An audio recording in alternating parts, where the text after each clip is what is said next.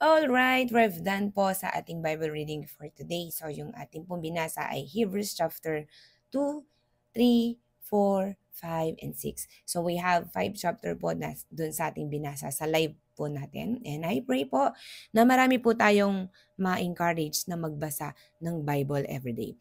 So, our takeaway po dun sa ating mga binasa for today is dun sa Hebrews chapter 4, verse 12. So, tingnan po natin sa Hebrews chapter 4 verse 12 and babasahin ko po siya. Sabi niya, ang salita ng Diyos ay buhay at mabisa, mas matalas kaysa alinmang tabak na sa magkabilay may talim. Ito'y tumatagos maging sa kaibuturan ng kaluluwa at espiritu, ang mga kasukasuhan at buto, at nakakaalam ng mga iniisip at binabalak ng puso. Walang nilalang na makakapagtago sa Diyos. Ang lahat ay hayag at lantad sa kanyang paningin at sa kanya tayo magsusulit ng ating mga sarili. Kay Lord po.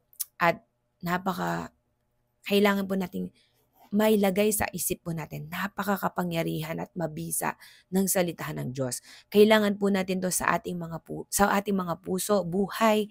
Kailangan po nating malaman at talagang kailangan po talagang mawasak po yung mga hindi karapat-dapat sa buhay po natin.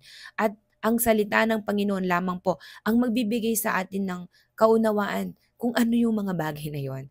That's why I encourage you po na tuloy-tuloy po nating unawain, basahin kung ano po yung sinasabi ng Panginoon sa kanyang mga salita. Dahil ang salita ng Diyos ay buhay at mabisa.